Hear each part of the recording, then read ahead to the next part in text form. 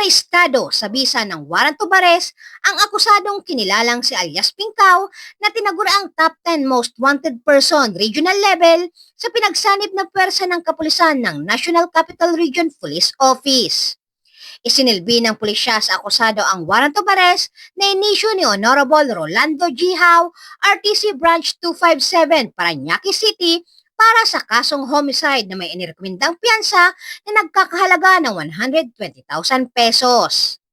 Ang pinaigting na pamahalaan ng ating Pangulo kasama ang Philippine National Police ay patuloy na nagsasagawa ng mga operasyon upang mahuli at mapanagot sa batas ang mga taong wanted upang agarang makamtan ang hustisya ng kanilang mga naging biktima.